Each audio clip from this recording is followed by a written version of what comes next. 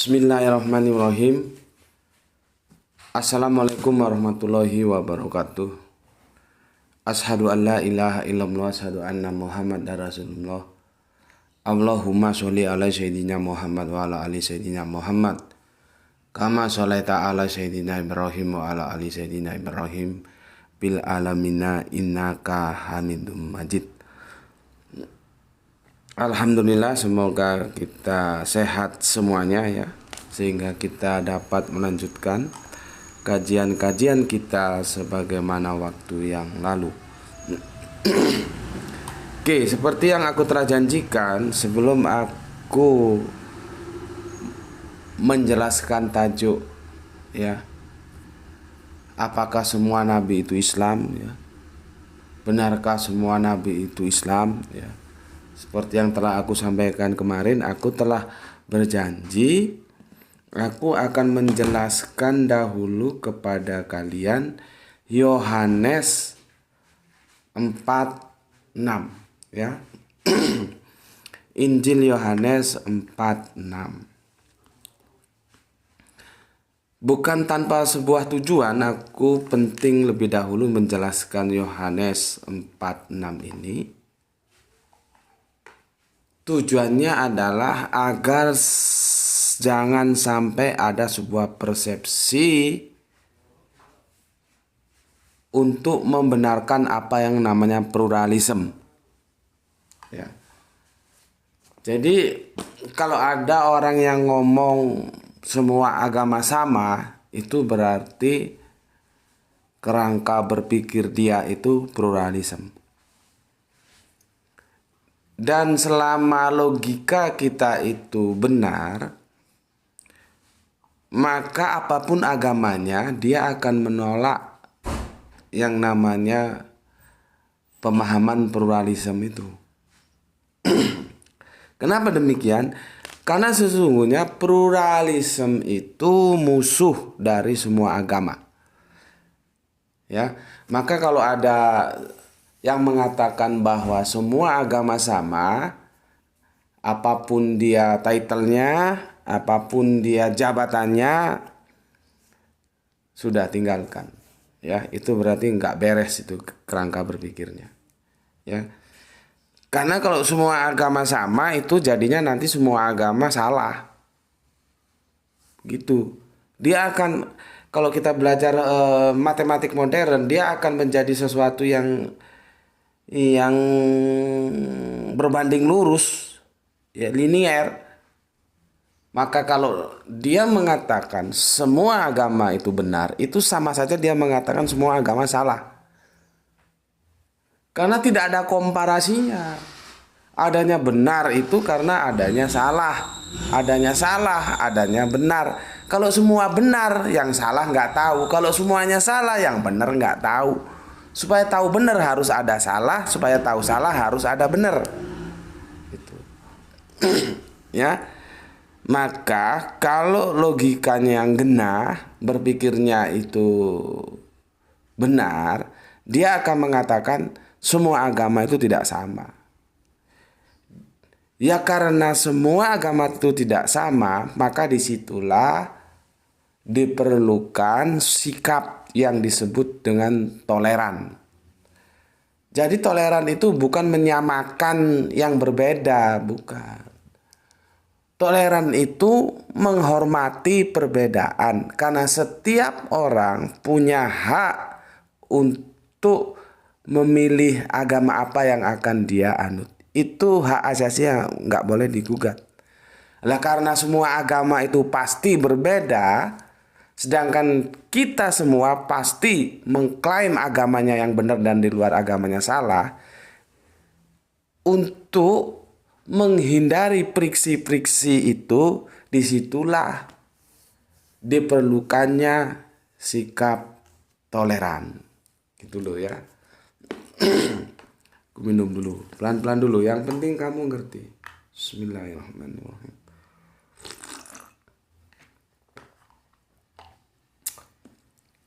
Kemarin aku sudah bahas dan udah jelaskan ya.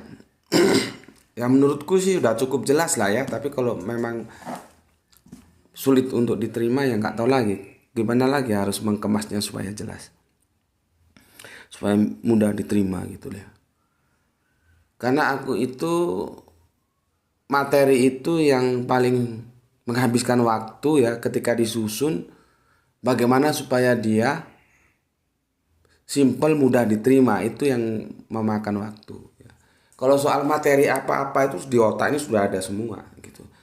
Tapi meramunya, mengemasnya dalam sebuah kajian sesederhana mungkin agar dia mudah dipahami, nah itu yang memerlukan waktu. Kemarin aku sudah jelaskan teoforik ya. Jadi teoforik, masih ingat kalian apa itu teoforik? Ya. Dimana, nah ini juga coba tanya teman Kristenmu. Sebetulnya yang dikandung oleh Bunda Maria itu namanya siapa sih? Sebetulnya namanya dia itu siapa? Apa benar Yesus namanya? Kan itu polemik lagi itu.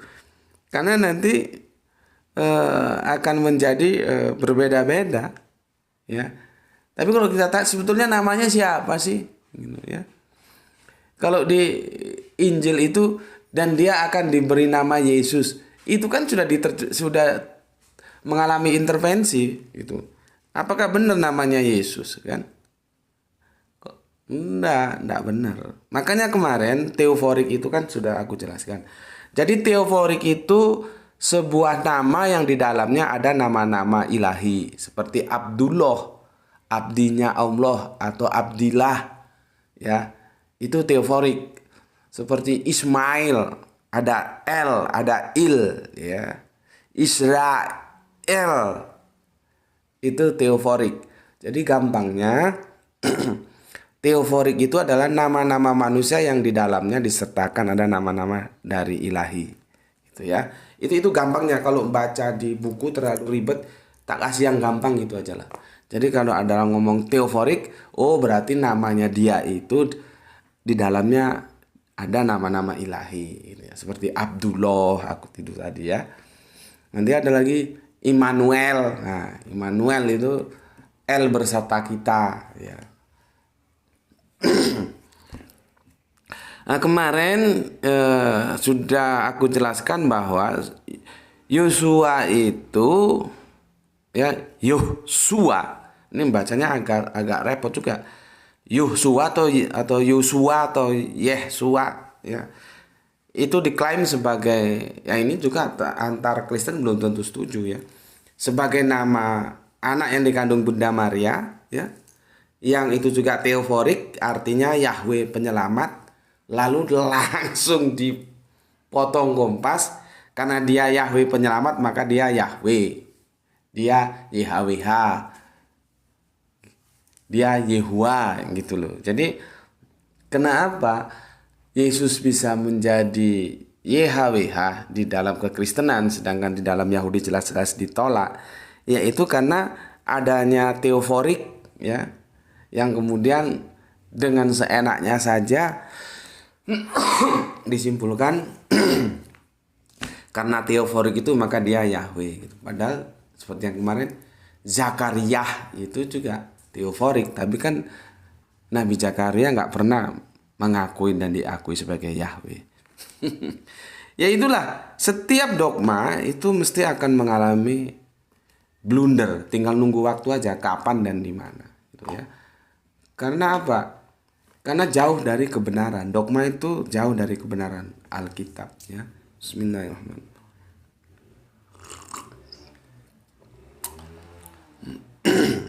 Nah, untuk mendukung kajian teoforik kemarin ya, dan sekalian untuk mengatakan kepada kalian semua bahwa pluralisme itu adalah tidak benar, logika balaki ya, kesalahan berpikir yang mendasar ya, maka kita akan membahas kajian kali ini dengan tajuk benarlah Yesus itu jalan menuju Allah ya. Benarlah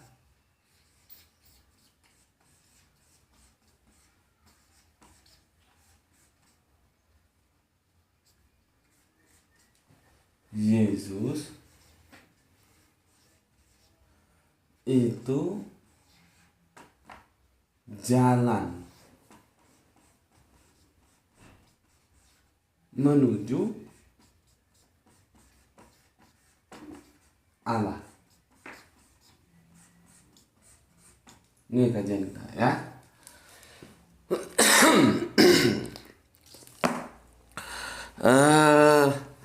Begini, posisi Yohanes 14:6 itu kalau dilihat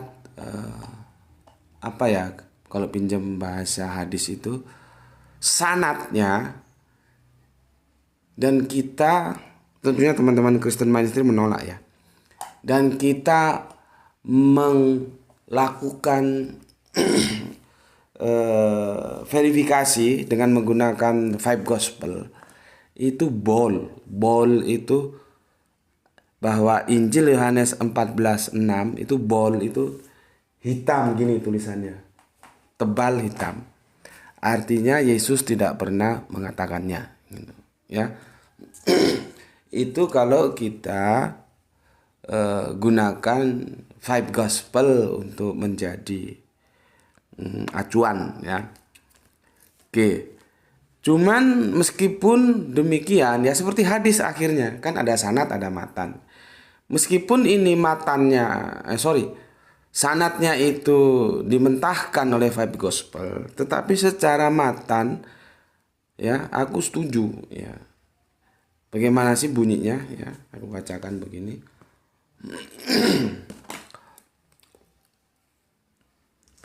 Kata Yesus kepadanya, kepada murid-murid maksudnya ya, akulah jalan, kebenaran, dan hidup. Tidak ada seorang pun yang datang kepada Bapa kalau tidak melalui aku. Ya, itu matannya ya. Aku ulangi lagi. Kata Yesus kepadanya, akulah jalan, kebenaran, dan hidup. Tidak ada seorang pun yang datang kepada Bapa kalau tidak melalui aku. Nah, sekarang ada yang tanya, menurut Gus Bedik bagaimana ini? Ya kalau menurut aku ya setuju saja. Matannya ini aku setuju. Ya. Meskipun sanadnya itu dimentahkan oleh Five Gospel. Ya. Matannya ini aku setuju. Kalau perawihnya ini nggak tahu, Injil perawihnya. Ya ini perawihnya Yohanes jadi perawihnya, ya. Ya, matannya ini aku setuju, bahkan aku sangat setuju. Ya. Maka judulnya, benarlah Yesus itu jalan menuju Allah. Nah, nanti ini untuk mendukung teoforik. Artinya apa? Teoforik yang dilakukan kepada Yesus itu salah.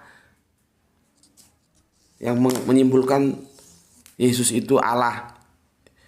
Itu tidak benar. Teoforiknya itu mentah jadinya. Ya. Oke. Aku kembali dulu, muter lagi ya. Jadi gini. Setiap zaman itu ada nabinya. Ya. Setiap zaman itu ada nabinya. Setiap nabi ada zamannya. Ya, perhatikan. Setiap zaman ada nabinya. Setiap nabi ada zamannya. Gitu. Ya.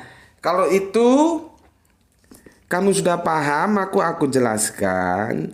Akhirnya kita tahu ya, baik nabi dan zaman itu terjadi atau terharmonisasi ya di dalam sebuah istilahan yang disebut dengan tempus delicti. Ya, kita sekali-sekali menarik teori ilmu hukum untuk mengkaji Alkitab ya. Jadi tempus itu ya, tempo itu waktu. Ya. Artinya Karena setiap zaman ada nabinya, setiap nabi ada zamannya. Bisalah kita tarik terjadinya harmonisasi antara nabi dan zaman itu dalam kerangka, dalam framing waktu. Yang kalau di teori ilmu hukum disebut tempus delicti. Oke ya, paham ya di sini ya. Dulu waktu aku itu ngalami uang terkecil itu, wah kita gini cerita uang lagi ya, supaya gampang kamu. Aku itu selalu mencari hal-hal yang analogi-analogi untuk menjelaskan kepada kalian yang gampang supaya kalian gampang mengerti. Ya, kalau aku itu paling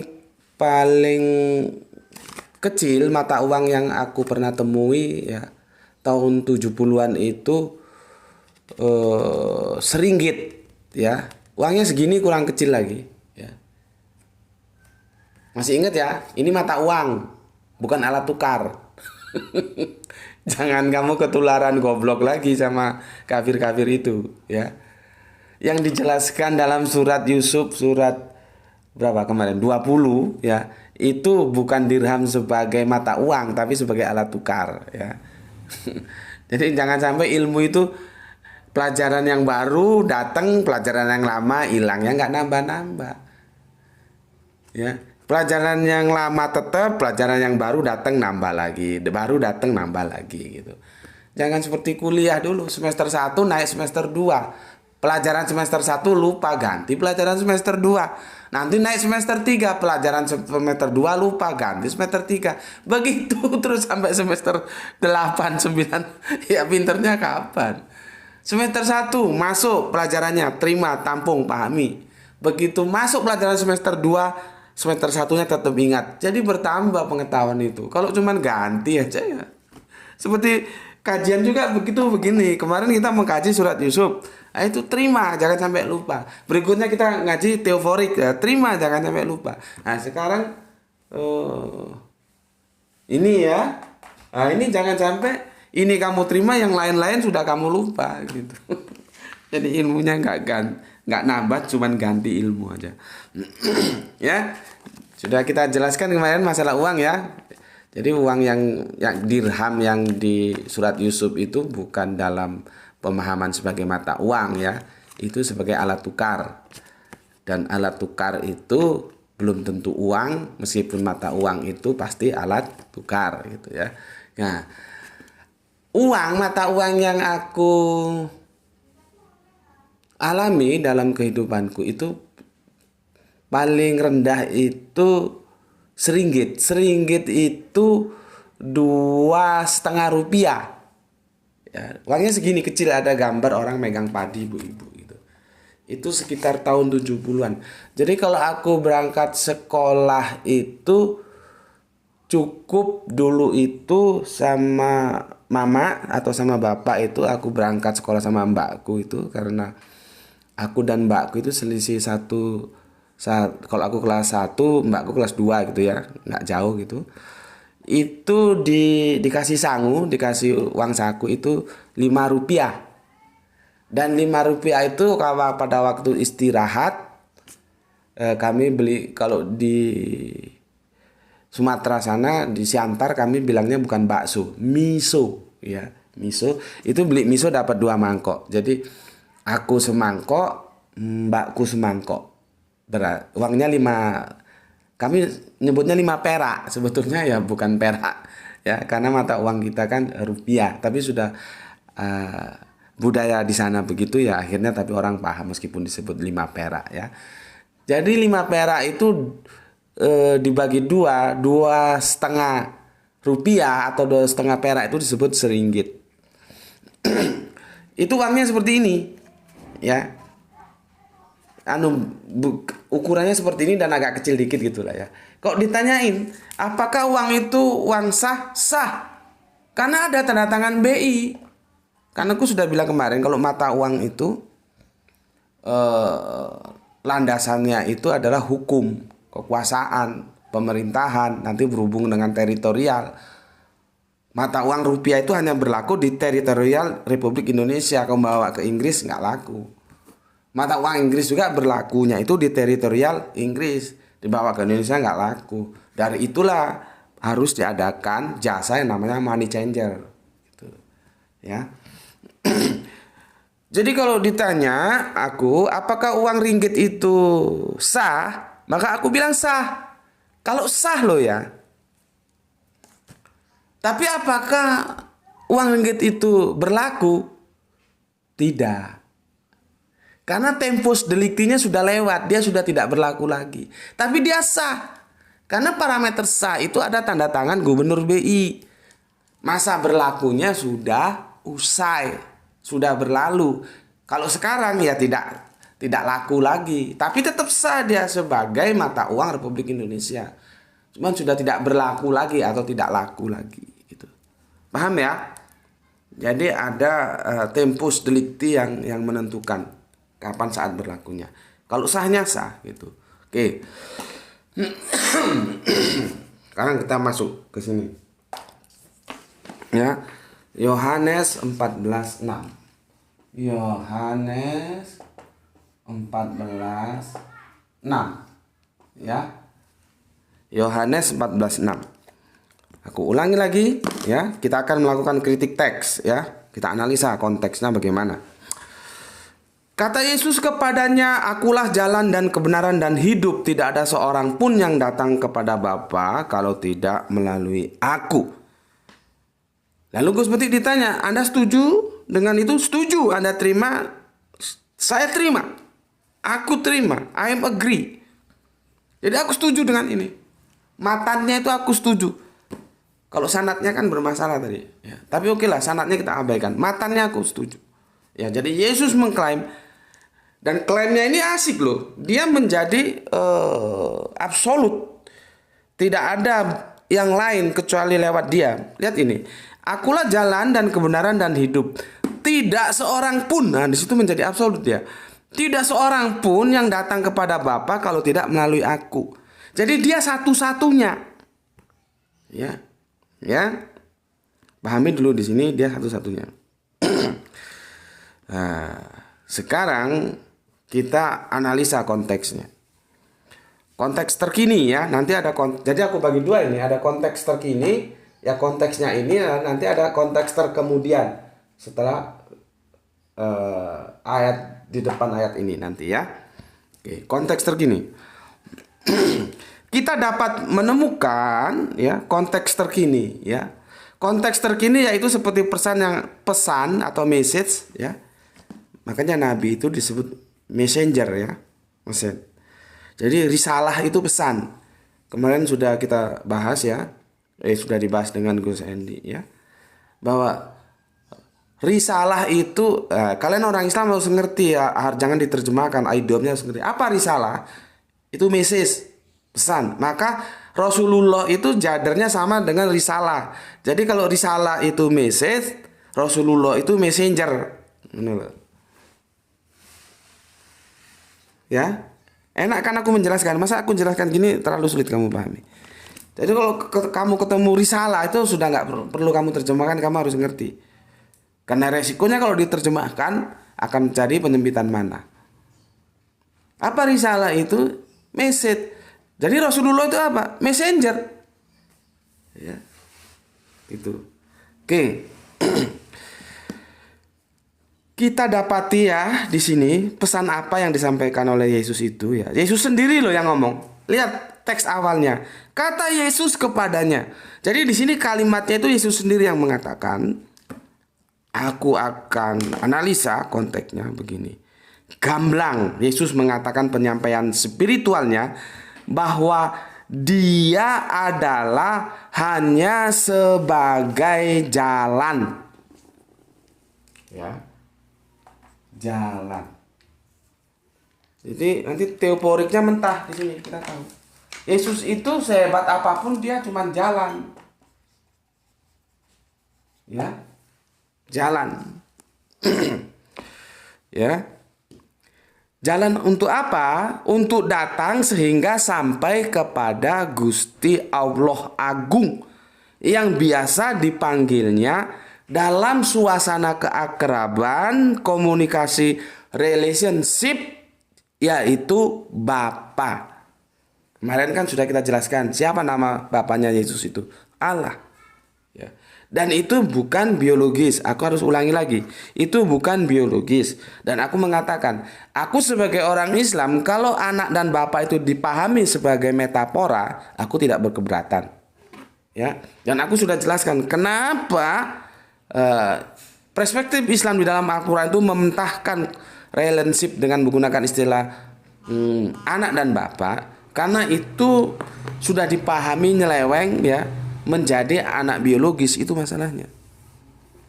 Makanya kan aku bilang kemarin ketika ada teman Kristen yang mengutip Mazmur berapa itu, yang pada hari ini engkau anakku kulahirkan itu itu orang nggak tahu konteks itu. Ya sudah, biarin aja lah ya. Nanti kalau dia semakin banyak belajar ya, dia kan semakin tahu ya. Untuk sementara dibiarin aja ya.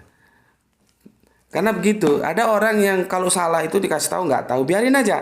Nanti kalau dia sudah mentok, dia tahu, oh ini salah ini gitu. Akhirnya dia kembali mencari yang benar gitu loh ya. Jadi dalam konteks Bible, perjanjian lama dan perjanjian baru, kata anak itu tidak bisa dipahami secara biologis, tidak, dia metaforis. Dan jangan kira yang namanya anak itu hanya Yesus saja. Sebelum Yesus itu eksisten, itu Israel itu juga disebut anak-anak Allah. Apa masalahnya? Gitu loh ya. Oke. Yesus sendiri dengan gamblang mengatakan penyampaian spiritual bahwa dia hanya sebagai jalan, ya. Jalan. Akulah jalan. Nah, terus kebenaran. Itu artinya apa? Tidak ada yang bisa dikatakan benar kecuali melalui Yesus itu sebagai jalan. Jalan terus hidup. Hidup itu artinya apanya? Hidup itu artinya mengenal Allah. Jadi orang yang tidak mengenal Allah itu biasanya disebut dengan mati atau biasanya disebut dengan bodoh.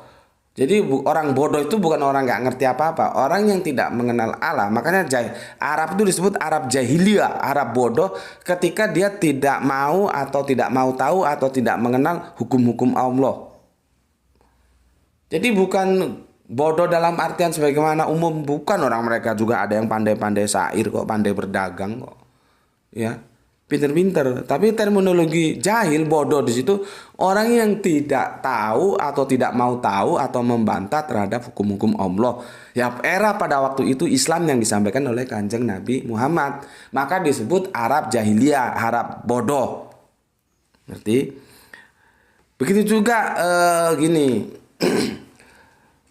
Orang itu dalam hadis itu dikatakan begini. Bacakanlah la ilaha illallah kepada orang yang mati gitu. Itu sebetulnya pemahamannya harus dibenarkan loh. Mati apanya? Ya, hati-hati. Mati apanya di situ? Ya. Jadi aku ngaji bersama guru Al-Qur'anku ya. Hati-hati memahami diksi mati itu apanya? Seperti kemarin sudah aku jelaskan ya. Kita berbicara tentang rumah Bapa dan rumah Yesus. Yesus itu tidak punya rumah. Kan sudah jelas ayatnya. Serigala aja punya liang, tapi anak manusia tidak punya tempat untuk meletakkan kepalanya. Tidak punya. Jadi para nabi itu spesifikasinya sendiri-sendiri ya, punya cerita sendiri-sendiri, kisah sendiri-sendiri. Seperti kalau kita ngaji di pondok itu tentang cerita para nabi itu disampaikan, Kanjeng Nabi Isa itu merupakan kanjeng nabi yang tidak kaya. Jangan dibandingkan dengan Daud apalagi Sulaiman ya gitu.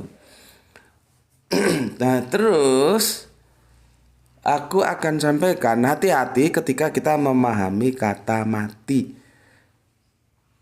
Ya. Di situ seperti kita memahami kata rumah kemana, hati-hati. Rumah Yesus itu ya rumah seperti ini, tapi ketika Yesus bilang rumah Bapa, jangan ditarik ke dimensi insani rumah seperti ini, salah. Meskipun tekstualnya sama-sama rumah, karena aku sudah jelaskan itu. Begitu juga mati. Mati itu dimaksudnya mati imannya. Jadi orang yang mati itu bacakan la ilaha illallah. Orang yang mati itu apa? Orang yang di dalam hatinya tidak ada la ilaha illallah. Itu bacakan. Maksudnya apa? Ajarkan, sampaikan la ilaha illallah. Makanya sekarang kan banyak mayat-mayat berjalan. Berapa lama? 30. Oke. Sekarang kan banyak mayat. Ini saking ada pembatasan aja. Kalau enggak kan kamu lihat di daerah-daerah wisata, di mal-mal, di pasar-pasar itu mayat berjalan semua itu. Kalaupun pas rame terus dengan suara azan itu mana mau itu masuk ke masjid, ke langgar, ke musola, enggak mau. Itu mayat berjalan itu. Karena apa? Di dalam hatinya tidak ada la ilaha illallah. Kalau ada dia begitu dengar suara azan langsung tinggalkan menuju masjid terdekat, langgar terdekat, musola terdekat, itu baru hidup dia. Gitu loh ya. Jadi hati-hati. Nah, di sini ya, yang dimaksud hidup itu, aku adalah jalan dan kebenaran dan hidup. Artinya kalau kamu mengenal Allah itu kamu hidup, ya. Dan kebenaran itulah kebenaran, tidak menyimpang. Cuman jalannya itu harus menggunakan Yesus sebagai jalan. Gitu loh ya. Dia klaim tidak ada jalan lain kecuali Dia. Ya. Jadi sudah jelas ya. Ini jalan. Jalan kepada siapa? Allah. Ya. Ini siapa? Ini siapa? Ini Bapa yang dipanggil Bapa. Ini siapa? Yesus. Ya. Yesus itu jelas mengklaim ya. Akulah jalan, kebenaran dan hidup. Ya. Sampaikan begitu penjelasannya ya. Tidak ada seorang pun yang sampai kepada Bapa kalau tidak melalui aku. Aku itu siapa? Yesus. Perannya sebagai apa? Jalan. Jalan kepada siapa? Kepada Allah yang biasa dia panggil Bapa. Kalau Yesus itu jalan, Bapa itu Allah, apakah Yesus itu Allah? Sederhana kan logikanya. Jadi Yesus itu bukan Allah, tapi dia jalan menuju Allah. Enak loh. Kalau kita membahas taat terhadap Alkitab itu enak. Sudah clear kan? Yesus itu jalan menuju Allah. Apakah Yesus Allah? Ya bukan. Ini anak SD aja tahu. Yesus itu jalan menuju Allah. Berarti Yesus itu bukan Allah. Karena Allah ini tujuan. Ini jalan cuman Yesus. Artinya teoforik yang kemarin bahwa dikatakan Yesus adalah YHWH mentah sudah di sini. Ya. Oke.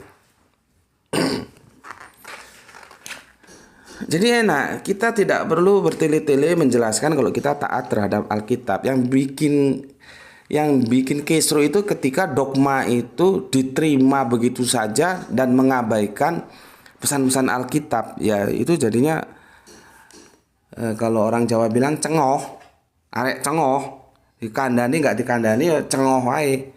Dablek gitu loh ya. Nggak ada, Alkitab itu tidak ada menjelaskan bahwa Yesus itu Allah. Yesus itu jalan menuju Allah gitu loh. Kurang apa lagi jelasnya? Sudah dijelaskan seperti ini ya. Gitu masih dablek aja bilang Yesus Allah. Aku ngomong sebagai pengetahuan loh ya. Kalau sebagai iman tentu ya aku hormati, silahkan saja. Sebagai pengetahuan dalam dunia akademis kita boleh saling beradu argumentasi. Jadi kalau sebagai iman tentu aku hormati pilihan iman masing-masing. Monggo silahkan. Ya, oke, aku baca lagi ya. Jalan untuk bisa datang sehingga sampai kepada Gusti Allah Agung yang biasa dipanggil dalam suasana keagrapan komunikasi relationship, yaitu Bapa. Makanya disebut dalam doa Bapa kami, Bapa kami yang di surga. Ya, seharusnya kan Bapa kami yang di langit karena dia samayim ya, bukan Firdaus ya. Bapa kami yang di langit, dikuduskanlah namamu. Siapa namanya? Allah. Kita sudah jelaskan. Oke, dengan demikian Yesus itu cuma mengambil peran sebagai jalan. Ya. Kepada Gusti Allah Agung. Ya. Kemudian menjelaskan kita bahwa Yesus itu bukan Allah. Karena dia hanya jalan menuju Allah, bukan Allah. Tuh. Ya, clear ya. Berikutnya. Dan Yesus sudah langsung klaim sebagai, nah ini yang aku bilang absolut tadi. Jalan satu-satunya. Yesus sudah klaim. Jadi tidak ada yang sampai kepada Bapa kalau tidak dia jalannya. Nah, kalau di sini ini orang Kristen ini mestinya dia menjadi cerdas kalau di sini. Dia tahu kata satu-satunya itu dia tahu. Tapi ketika memahami Yohanes 17 ayat 3, bodoh lagi dia. Karena apa ya? Dogma tadi. Padahal di Yohanes 17 ayat 3 itu jelas. Inilah hidup yang kekal ya, yang mengenal engkau satunya Allah yang benar dan Yesus Kristus yang telah engkau utus.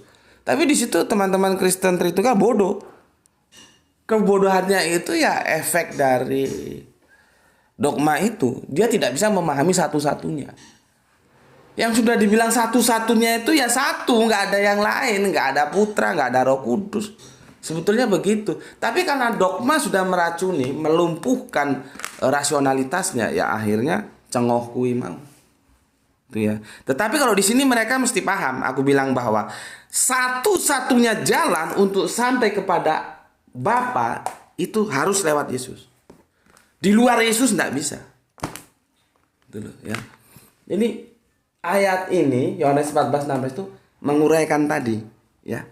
Satu-satunya jalan yang bisa menyampaikan perjalanan itu kepada Bapa itu harus melalui Yesus. Karena jalannya cuma Yesus, nggak ada yang lain.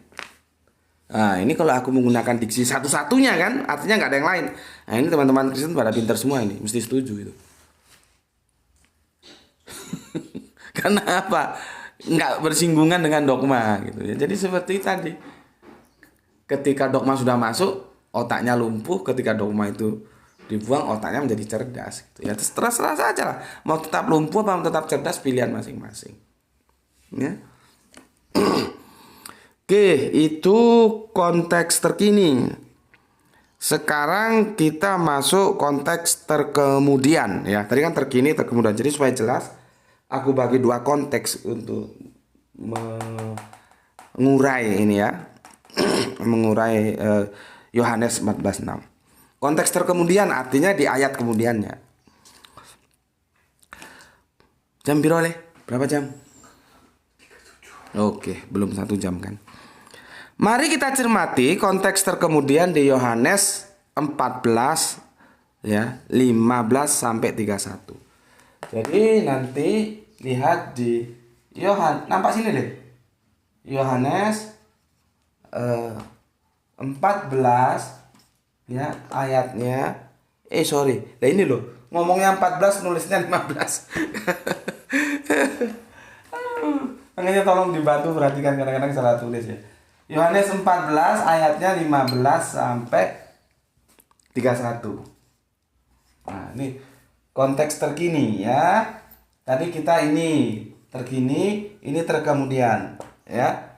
Yohanes 14:6 sudah kita kupas tuntas. Terus Yohanes 14 15 sampai 31. Oke. Kajian ini jangan jangan sampai berhenti di tengah kalian nontonnya. Nanti bisa yang aku ingin membangun kalian supaya beriman tapi jadi murtad. Ya. Ya, hati-hati dalam memahami ini. Aku kan bilang, aku menerima ini. Yesus itu satu-satunya jalan kebenaran dan hidup. Ya. Itu aku terima ya, dan tidak ada seorang pun yang sampai kepada Bapa kalau tidak melalui aku, melalui Yesus. Itu aku terima. Cuman itu masih koma. Nanti aku jelaskan di akhirnya. Makanya kalau kamu hanya lihat di tengah terus kamu simpulkan, modiar gue iso murtad gue. Ya. Oke. Mari kita cermati konteks terkemudian Yohanes 14 ya, ayatnya 15 sampai 31. Ini menarik. Dan aku masih punya hutang, nggak tahu kapan aku bisa melunasinya ya. Aku nggak tahu tentang adakah nabi dari bangsa Arab, itu masih episode ketiga nggak salah. Dan sampai sekarang aku belum menuntaskannya ya. Ya bagaimana ya, tertumpuk dengan kesibukan-kesibukan lainnya, tapi aku tetap berjanji aku akan menuntaskannya itu, ya. Kalau nggak salah itu baru 3 episode atau 4 episode gitu ya. Oke, aku lanjutkan. Karena ini nanti akan terkait dengan adakah nabi dari bangsa Arab itu. Ini akan kalau aku nanti menuntaskan itu dalam seri-seri berikutnya, ayat ini akan terkutip juga gitu loh ya. Apa yang disampaikan Yesus di dalam Yohanes 14, 15, 31, yaitu tentang Yesus menjanjikan seorang penolong yang lain. Ayatnya kamu baca sendiri ya, ini panjang jadi aku nggak bacakan. Substansinya aja aku sampaikan. Seorang penolong yang lain. Ini harus diperhatikan ini. Artinya penolong yang lain itu siapa? Ya selain Yesus. Ada seorang. Lihat, seorang loh ya. Bukan semalaikat. Bukan seroh. Seorang. Dalam konteks ini tidak bisa tidak, kalimatnya ini merujuk ke Yesus. Yang lain siapa selain Yesus? Ya. Jadi Yesus minta kepada Bapa seorang penolong yang lain. Karena nanti dalam perspektif Islam dan Kristen ini menjadi pertarungan sengit dan berpisah. Menurut Kristen siapa seorang penolong yang lain, menurut Islam siapa? Di sana serunya nanti. Ya. Oke. Oh iya, kemarin itu sepertinya ada yang komen itu pendatang baru mungkin ya. Dari teman Islam kita itu aku baca sekilas. Gus kalau bahas Al-Quran saja kalau nggak salah gitu ya. Jangan dicampur Bible gitu ya. Ya mungkin dia pendatang baru ya. Di sini ini bukan kajian seperti apa yang kamu kira. Ya, di sini ini comparative religion. Dia berbicara dalam 2 kutub agama Islam dan Kristen gitu ya. Tapi mungkin kamu viewer baru ya nggak masalah. Cuman kamu perhatikan dulu, kamu lihat tonton video-video yang lain ya. Jadi di sini bukan kajian satu arah seperti ustadz-ustadz yang lain bicara Islam toh gitu enggak. Ya. Oke. Jadi kalau gini loh, karepku itu kalau mau komen itu dipahami dulu. Oh ini channel ini menunya apa? Substansinya gimana itu kamu pahami. Jangan kamu datang-datang nyelonong komen seperti itu aja, seperti orang nggak ngerti apa-apa tapi komentar gitu ya. Kalau mau itu kajian-kajian Islami jangan masuk di sini, salah channel kamu, salah kamar. Di sini comparative religion, perbandingan agama. Apakah Al-Quran tidak mengajarkan comparative religion? Kalau nggak mengajarkan ngapain turun ayat? Berdebatlah engkau dengan ahli kitab kecuali dengan cara yang paling baik. Janganlah berdebat engkau dengan ahli kitab kecuali dengan cara yang paling baik. Ayat itu tidak turun kalau nggak dipintahkan kita berdakwah dalam comparative religion. Ya, terus apa gunanya ada peringatan walantar doang kali Yahudi ala Nasoro itu untuk apa? Di apa itu ya? Al-Baqarah 120 nggak salah, tolong dicek. Gitu. Ya. Jadi maksudku daripada jadi komen sampah itu, ya ini aku terang aja. Komentator Islam, komentator Kristen kalau salah ya tak bilang salah. Ini komentator Islam ini dan dia salah. Jadi harus adil aku, ya. Supaya nggak jadi sampah, nggak nyampah di wallsku itu. Dilihat dulu, pelajari dulu. Ini channel ini genrenya, kalau musik itu genre. Musik itu masing-masing punya genre. Genrenya seperti apa gitu. Jangan genre A kamu minta menjadi genre B itu ya, kepalamu dewe sing miring menggo. Ya. Oke, nggak tahu siapa kemana ada yang komentar begitu. Cuman aku baca sekilas. Kita lanjut di sini. Ya.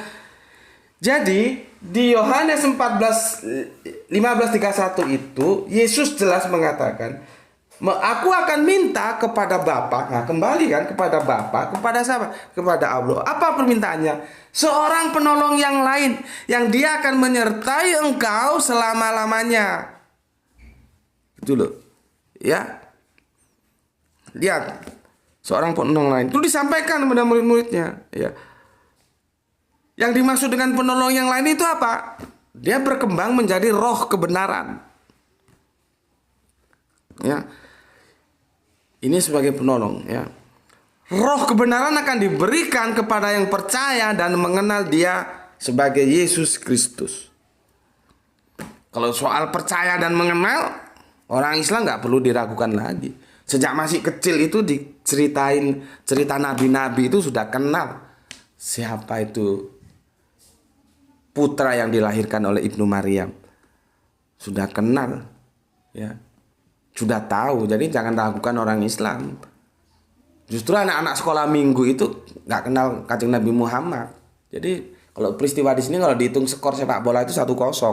Ya, anak-anak Islam itu masih kecil seperti anakku itu ngaji ya, Iqra itu sudah tahu karena diceritakan sama gurunya para cerita nabi-nabi itu. Di antaranya ada Nabi Isa yang disebut Yesus. Gitu ya. Tapi kalau anak-anak di sekolah minggu kan nggak pernah diceritakan siapa itu Kanjeng Nabi Muhammad. Ya. Jadi kalau soal mengenal jangan ragukan, Islam mengenal. Tetapi mengenal sebagai apa? Nah, itu yang menjadi perdebatan sampai yaumil kiamah nanti. Ya. Oke. Apa yang mau aku jelaskan di sini? Yang aku mau jelaskan di sini adalah nanti ada generasi penerus yang itu sudah dimintakan kepada Bapa untuk melanjutkan perjuangan sang nabi. Perjuangan Yesus itu. Seorang penolong yang lain inilah. Ya. Penolong yang lain. Nih, pahami. Oke, udah berapa lama nih? 1 jam? Belum kan? 46. Oke, semoga nggak sampai 1 jam. Ya. Paham di sini? Ya. Aku bikin apa tadi aku kasih nama? Analisa terkini ya. Ini analisa terkini. Ya. Ini terkini. Ini yang terkemudian, ya. Nih ya. Ayat ini terkemudian. Ini terkini. Ya.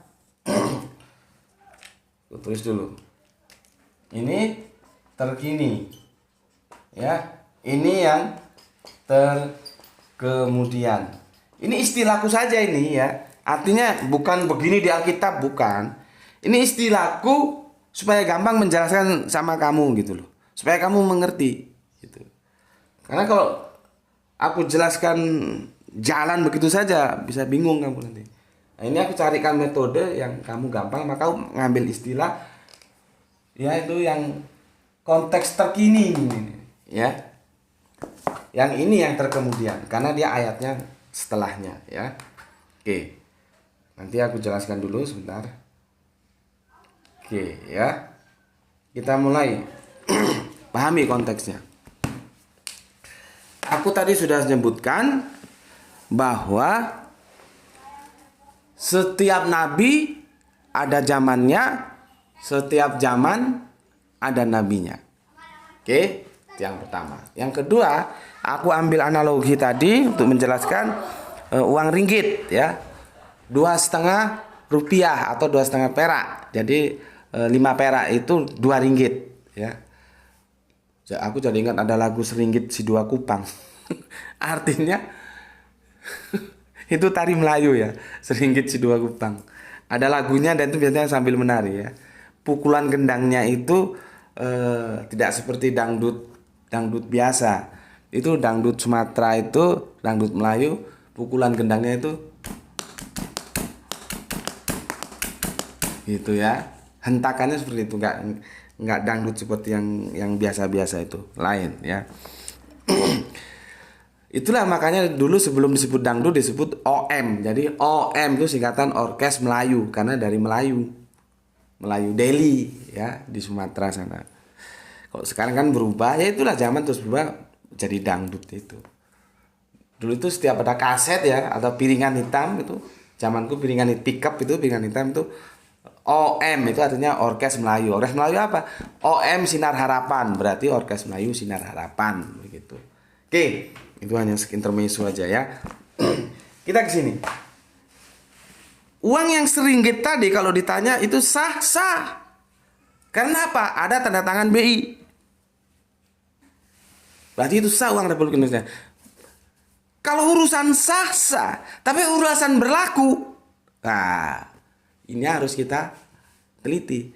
Berlaku dulu di tahun 70-an ketika uang itu belum ditarik oleh BI. Kalau sekarang sudah nggak laku. Jadi kalau sekarang kamu punya uang seringgit itu nggak laku, kamu untuk beli apa itu nggak laku. Tapi kalau ditanya uang ini sah karena ada tanda tangan BI. Kenapa demikian? Ada tempus, ada waktu yang membatasinya. Oke. Nah, sekarang kita ke sini. Kalau aku ditanya bahwa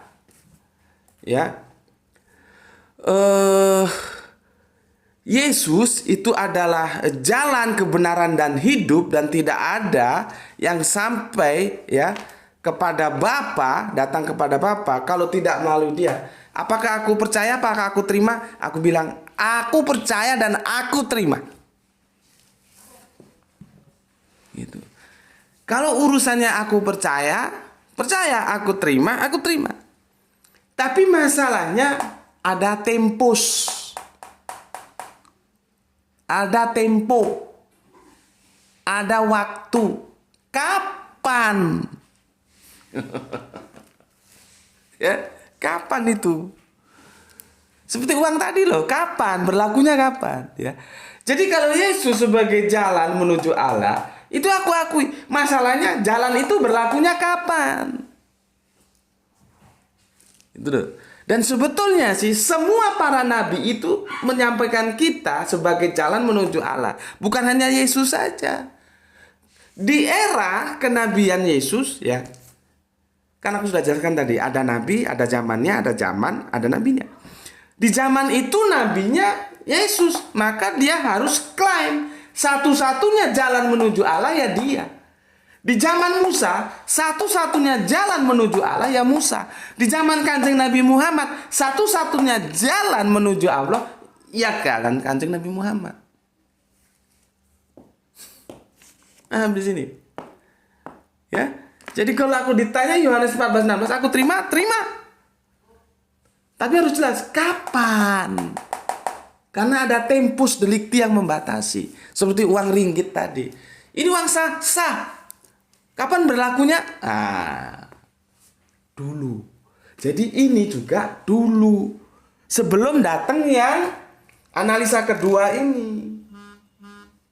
Ini kan terkini, ini terkemudian. Sebelum datang sang penolong yang lain. Ini nanti penolong yang lain bagi Islam, bagi Kristen beda lagi. Di sini nanti perdebatannya memang. Nanti ini kita bisa bahas dalam tajuk tersendiri. Dan aku pernah ketemu dengan seseorang aktivis Cuman dia kiblatnya itu, teman-temannya itu sekolah teologinya di Australia. Sempat ngobrol itu di satu mobil dalam perjalanan. Kalau mereka sih masih mencari. Kalau kami masih mencari, Pak, siapa penolong yang lain itu? Terus aku jawab, kalau kami Islam sudah tidak mencari, sudah menemukan. Cuman masalahnya kan, ketika seorang penolong yang lain itu aku sampaikan ke kalian, apakah kalian mau nerima? Masalahnya di sana. Terus aku bilang, bagi kami seorang penolong yang lain itu adalah pelanjut. Kan yang lain itu maksudnya selain Yesus. Siapa dia? Nanti aku jelaskan Tapi kerangka berpikirnya seperti itu. Jadi ini punya batas waktu, berlakunya kapan? Ketika di zamannya. Nanti ada peralihan zaman lagi dan penolong yang lain itu sudah datang, maka apa yang diemban oleh Yesus di sini, dia bergeser ke sini. Gitu loh, Makanya besok aku akan menjelaskan apakah semua agama itu hanya satu, apakah Allah itu hanya menurunkan satu agama namanya Islam. Apakah benar semua nabi itu beragama Islam? Itu aku akan jelaskan besok. Sebelum aku menjelaskan itu, aku menjelaskan ini supaya kalian tidak terjebak nanti dikirain pluralisme. Enggak. Karena ada batas waktunya. Dan sebetulnya secara substansi, semua para nabi itu ada jalan menuju Allah. Kalau di Al-Quran kan dijelaskan, yang membimbing kita minal dulumat ila nur, dari gelap kepada cahayanya. Itu tugasnya para nabi. Artinya apa? Semua nabi itu begitu, membimbing kita dari gelap ke terang. Bukan hanya Nabi Isa, bukan hanya Yesus, bukan hanya kanjeng Nabi Musa, bukan hanya kanjeng Nabi Muhammad. Semua para nabi seperti itu. Cuman itu dibatasi waktu-waktunya. Kapan? Gitu loh. Ya. Jadi sudah jelas di sini ya. Kalau ini diterima, aku terima. Cuman kapan itu yang jadi masalah. Dia sudah berlaku di zamannya yang lalu, karena ada zamannya. Dan dia tidak berlaku lagi di zaman terkini, karena sudah hadir seorang penolong yang lain gitu. Nah, nanti itu di sini nama agamanya beda, nama agamanya di sini juga beda. Nama agama sebelum ini juga beda. Gitu loh ya. Jadi kita besok mendiskusikan tentang nama. Nama ya. Bukan substansi ya, karena substansi itu dari satu agama ke agama lain ada yang berubah, ada yang tetap dipertahankan. Itu ya otoritasnya ada pada yang punya agama. Siapa? Ya namanya dinullah, berarti itu agamanya Allah. Allah yang punya aturan gitu. Berapa lama deh? Enggak kerasa. Jadi itu ya, aku ulangi lagi. Benarlah Yesus itu jalan menuju Allah. Ini topik kita. Sudah aku uraikan seperti ini. Semoga dipahami ya. Dan aku ingatkan, kajian itu jangan hanya berhenti di kamu. Kamu ngaji di sini, kamu pahami, kamu sampaikan kepada yang lain. Ya. Jadi dia menjadi hidup. Kalau dia berhenti di kamu aja, mati di kamu dia. Pengetahuan itu, supaya pengetahuan hidup itu sampaikan kepada yang lain. Hadisnya jelas kok, apabila kau mengajarkan ilmu kepada yang lain, maka nanti Allah akan memberimu ilmu baru. Jadi jangan medit-medit gitu. Sama pengetahuan tuh jangan medit-medit. Sampaikan, nanti Allah berikan lagi. Seperti aku ini loh ya. Sekarang itu sudah berapa episode kita nih? Videonya ada 500-an ya. Sudah 500 lebih. Coba kalau aku renungkan bagaimana ya bikin video 500 itu ya. Kan pusing kepala. Dan videoku tidak ada yang bermain di antara 15 menit ke bawah, tidak ada. Ya, dan semuanya itu menuju ke arah 1 jam, bukan main-main. Coba kalau dipikir, merenung itu, kita mau bikin channel, waduh gimana ya? Nanti kontennya apa, judulnya apa gitu. Kalau kita pikirkan seperti itu, kan pusing sendiri kita. Tetapi aku tidak pernah berpikir seperti itu. Itu loh aku bilang tadi, mengalir saja. Mengalir saja. Ada ilmu sampaikan, nanti Allah ganti ilmu baru. Ada ilmu sampaikan, nanti Allah beri kita ilmu baru. Seperti itu. Jadi aku ini mengalir saja. Sekarang sudah menyelesaikan ini, besok sudah punya rencana aku menjelaskan ini gitu. Nanti tiba-tiba ada saja gitu ya. Jadi jangan pelit kamu sama ilmu. Apa yang kamu ketahui bagikan kepada yang lain. Mau dia mau terima mau tidak, itu urusanmu. Urusanmu itu, kewajibanmu itu sampaikanlah walau 1 ayat. Tuh, kalau kamu tidak pernah sampaikan, kamu modar nanti, kamu diminta pertanggungjawaban. Itu masalahnya. Ya, kapan-kapan kita bahas tajuknya benih. Ya, jadi kamu itu harus menjadi benih, jangan menjadi resek. Resek itu sampah. Daun, ya. Yang daunnya berguguran dari pohon, akhirnya kering, disapu, dikumpulkan jadi sampah, dibakar. Jangan. Kamu jadi benih. Jadi biji itu menjadi benih. Dia akan tumbuh ya. Dari 1 benih itu menjadi 7 tangkai. Dari 1 tangkai menjadi 100. Jadi berapa? 700 kali lipat. Maka jadi benih kamu. Jangan jadi sampah. Jangan jadi resek. Orang Jawa bilang resek ya. Daun yang kering itu resek. Tapi benih dari pohon, dari buah itu akan memberikan pertumbuhan pada generasi yang baru. Ya. Oke. Itu dulu kajian dari aku ya. Sampai ketemu lagi. Bismillahirrahmanirrahim. Alhamdulillahirabbil alamin.